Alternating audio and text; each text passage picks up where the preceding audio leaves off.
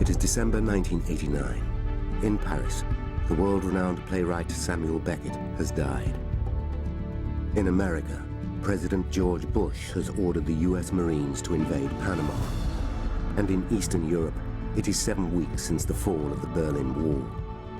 Revolution has swept through Czechoslovakia, Bulgaria, and Hungary. Romania is the last remaining communist state, but it too is on the brink of revolution. It is Christmas Day, 1989. For a quarter of a century, Romania has been in the iron grip of an oppressive communist regime. For the last week, the country has witnessed a violent wave of uprisings against its dictatorial leader, Nicolae Ceausescu.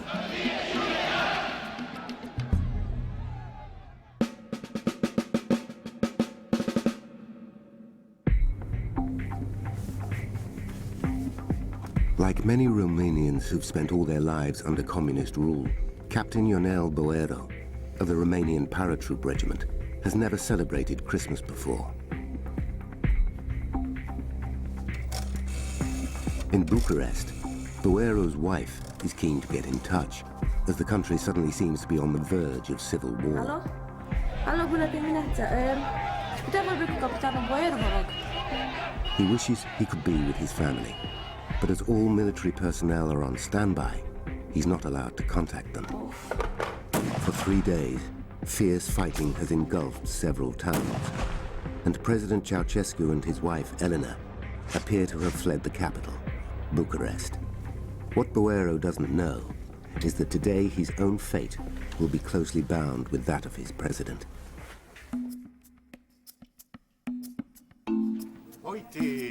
In a suburb of Bucharest, television director George Militaru boosts morale by bringing his team an unusual breakfast, coffee, freshly looted from Communist Party stores. The station has always been used by the communist government to transmit its own propaganda. From the start of the Troubles, the news service has declared the uprisings as the work of foreign agitators. Militaru has no choice in this. It is simply his job to report events in this way. The station is therefore an obvious target for attack. Secretly, Militaru is not sure how much longer they can hold out, but pretends it's business as usual.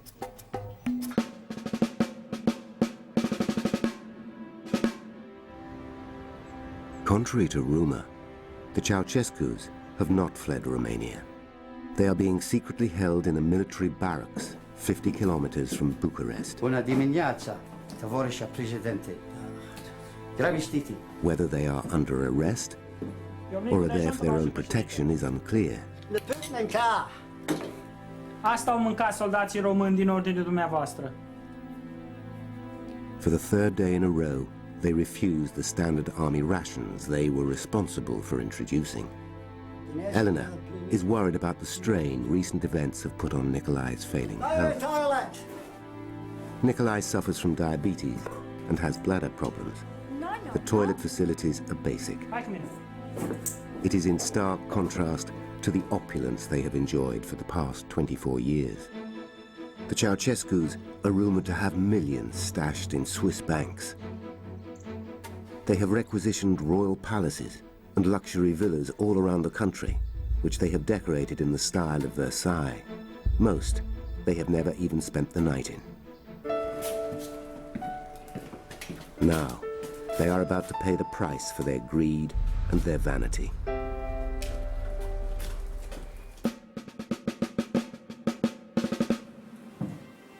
With all of Romania in chaos, Captain Boero has no idea what his duties will be today. A senior officer appears in the mess. Am primit ordin de la general Stanculescu. He asks for 8 men to volunteer for a special mission. He tells them that it will be for their families and for their future. Boero feels duty-bound to sign up.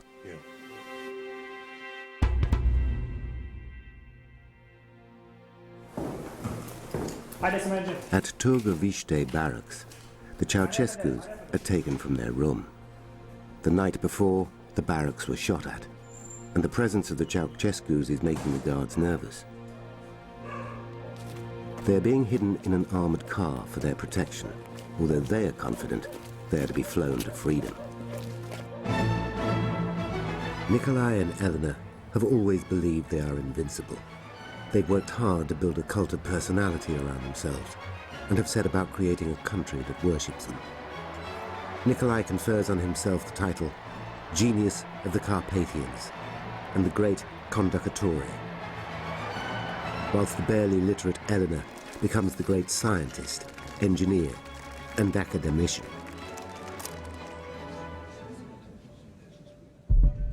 In contrast, ordinary Romanians are struggling. The economy has all but collapsed, people are hungry, and the secret police, the Securitate, instills a climate of fear. The touch paper has been lit on Romania's troubles a week before, when human rights protests took place in the provincial city of Timișoara. The army and Securitate forces opened fire on the unarmed crowd.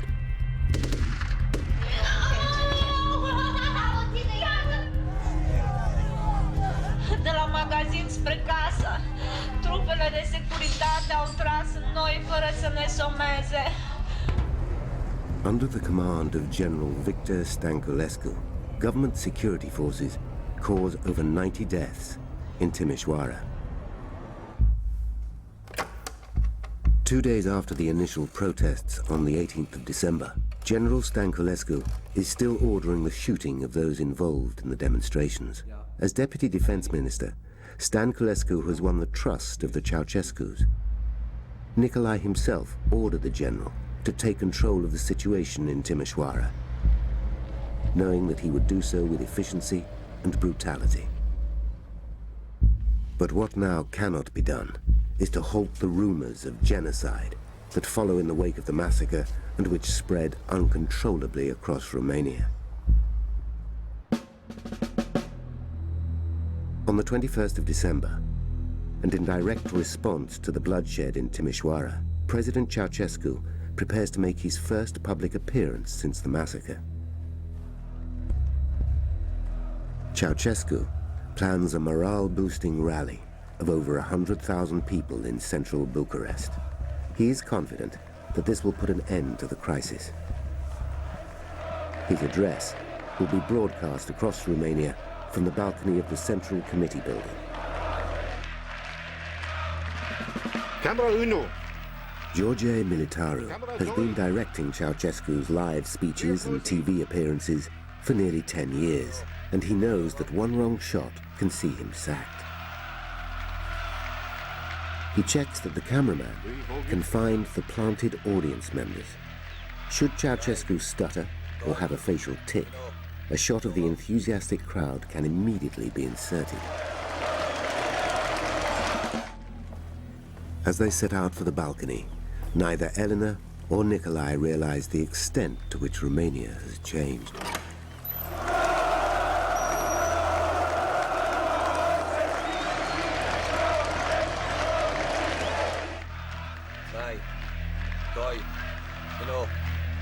At exactly 12:31, Ceausescu begins his speech. Dragi tovarăși și prieteni, cetățeni ai capitalei României socialiste. It was on this same balcony in 1968 that Ceausescu had his finest hour.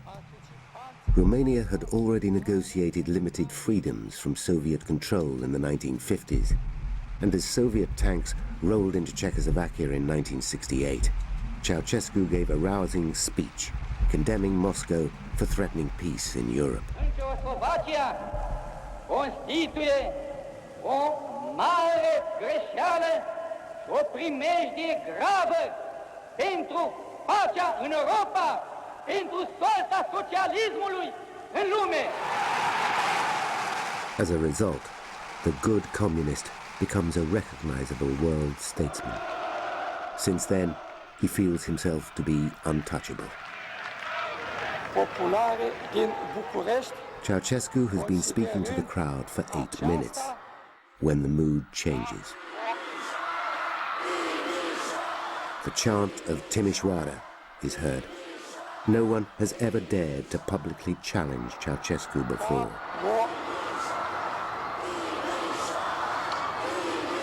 He feels puzzled and anxious, and all of Romania can see it.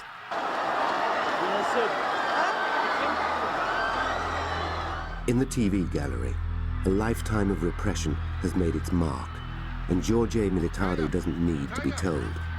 He immediately cuts the live broadcast. The pictures vanish from the screen, but in the studio someone keeps recording the sound from the balcony. Așezați-vă liniștiți! Liniște! Stai. Șeful, stați liniștiți!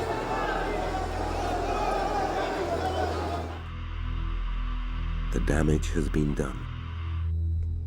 The image of a frail, confused old man is the catalyst to bring thousands of Romanians onto the street.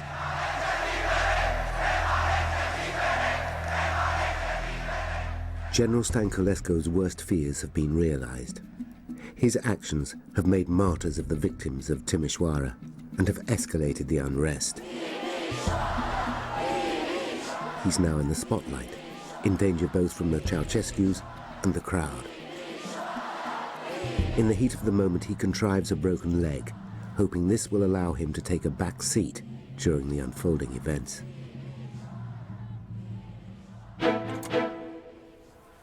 It's the night following his disastrous speech, and Ceausescu is unable to sleep as the crowds take to the streets. Domnul, pe Stanculescu. They cannot contact Stanculescu, and the army appear unwilling to follow orders to crush the protesters. At around 11 the following morning, the square is still packed with protesters hemmed in by troops and the Securitate forces defending the Central Committee building. The Ceausescus are still inside. At noon, the demonstrators storm the Central Committee building. They meet little resistance from the army, which is now clearly supporting them. Stanculescu appears and takes advantage of the Ceausescu's rising panic. He tells them they must escape the building, knowing that if they flee, they will appear guilty. He calls for a helicopter, but does not go with them, using his leg as an excuse. The crowd breaks into the lower floors of the building as the Ceausescus try to make it to the helipad.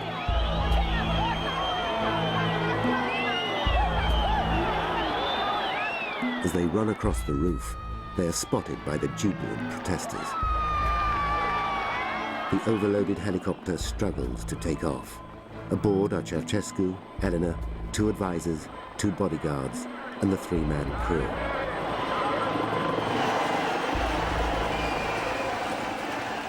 The plan is to make for one of their country palaces to try to regroup and rally support.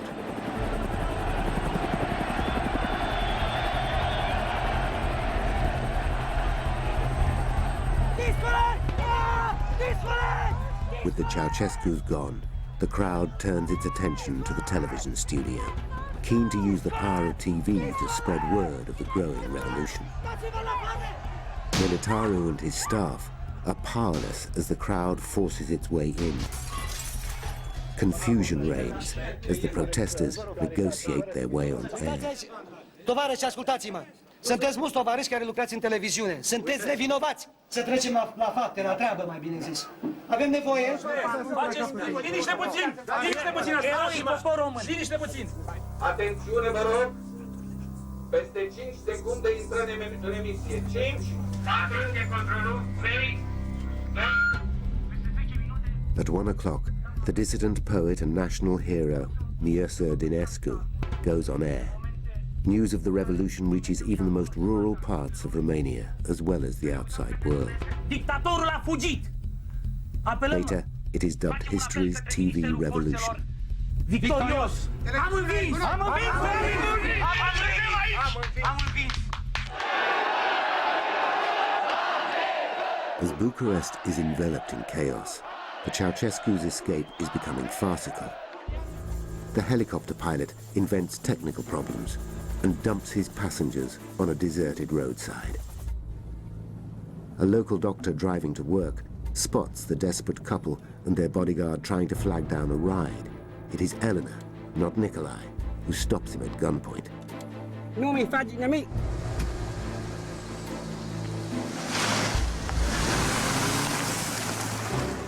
They're driven in the direction of Târgoviște.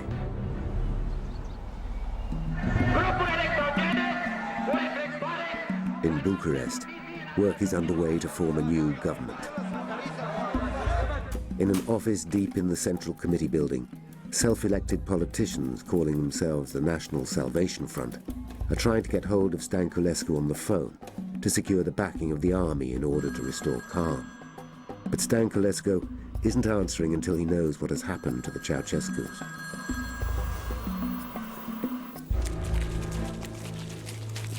For the Ceausescus, though, their escape is over. After commandeering a second car, they are identified and taken to Târgoviște's army barracks. Colonel Andrei Kemenic is the officer in charge at Târgoviște. He is worried that the presence of the Ceausescus makes the barracks a target for Securitate snipers. In Bucharest, Stănculescu hears the news of their arrest on the radio. He is now taking calls. Oddly, no one sees his plaster cast again.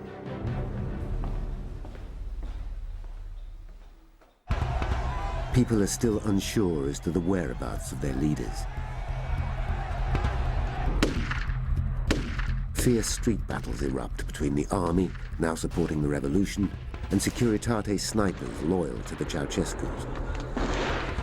The army and the people succeed in rounding up Securitate agents, who are then interrogated and executed. A counter-revolution begins to look less likely. On Christmas Eve, the National Salvation Front meets with General Stănculescu in Bucharest to decide the fate of the Ceausescus. They fear the Ceausescus may remain a rallying point for counter-revolutionary forces. In a stormy 3-hour meeting, President-to-be Ion Iliescu argues for a civil trial weeks later, while General Stănculescu argues for an immediate military trial. He eventually gets his way. He has his own ideas about what sort of justice the Ceausescus deserve. On Christmas Day, 5 helicopters land at Târgoviște barracks. General Stănculescu assembles all the personnel who are to conduct the military trial, including Captain Boero and his troopers. Stănculescu and Boero meet with Colonel Kemenic to be shown round the barracks. The general points to a wall along one side. This, he tells them, is where the execution will take place. Kemenic is shocked as he realizes that the verdict is a foregone conclusion. Boero finally understands the significance of his mission as Stănculescu orders him to lead the firing squad. The Ceausescus are taken out of the armored car they have been hidden in. They've heard the helicopters and assume they'll be flown to safety. Instead, they are escorted to the schoolroom. Inside, a grim piece of theatre is played out. The Ceausescus are given a medical examination to see if they are healthy enough to stand trial. Nicolae's blood pressure is very high. Eleanor refuses to be examined, but keeps hold of the insulin delivered earlier that morning for her husband. Captain Boero picks 3 soldiers to stand alongside him in the firing squad. Am nevoie de 3 oameni. Sunteți cu mine. Eu. He cannot afford to choose anyone who might have second thoughts about executing the people who were, until 3 days ago, the supreme rulers of Romania.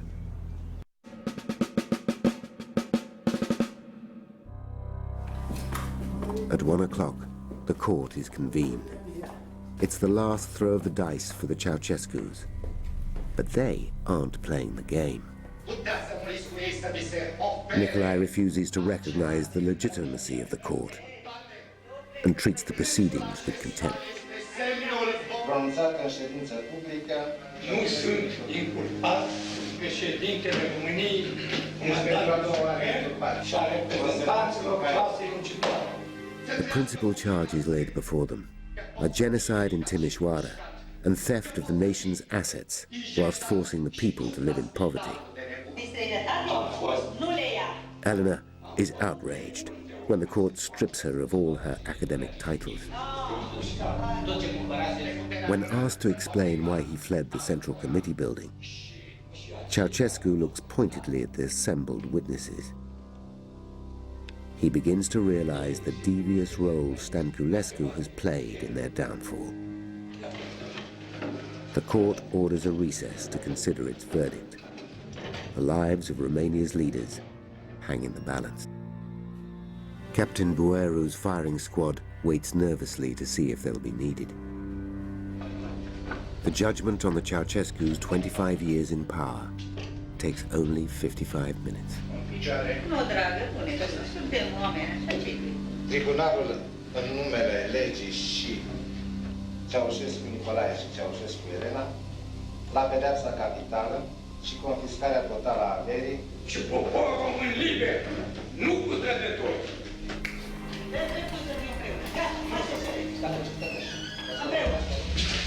Ce e asta? Ce e asta? Nu le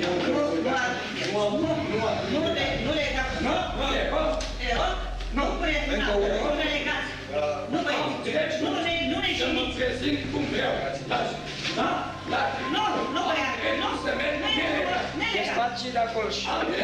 Nu e voie să le legați! De acolo! E rușine! E rușine! V-am crescut! La o mă! Dați la un loc, mă! Și ia să-ți rupeți mâna! Dați-mi drumul la mână! Dați-mi drumul!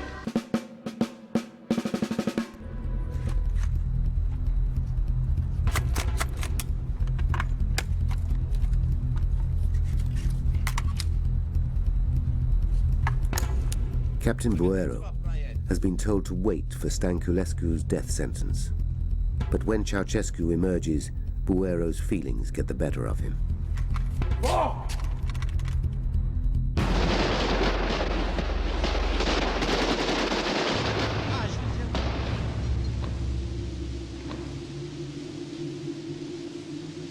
Nu mai trage nimeni. Inspection of the walls reveals over 100 rounds are fired at the elderly couple. The firing squad has been told not to aim for Nicolae's face, so they can both verify his death and use it as propaganda. Eleanor is granted no such dignity.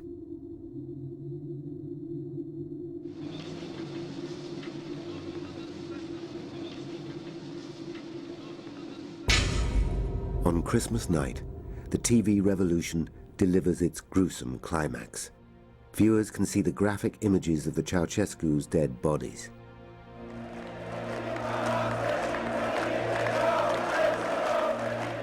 The Ceausescus are buried in unmarked graves in the Ghencea cemetery in Bucharest. Nicolae is the only head of state to lose his life during the purge of communism from Eastern Europe. The first democratic elections in 25 years are won by the National Salvation Front, led by Ion Iliescu. He appoints General Stanculescu as defense minister, and the Securitate is reinstated. Opposition politicians, newspapers, and public demonstrations are all violently crushed.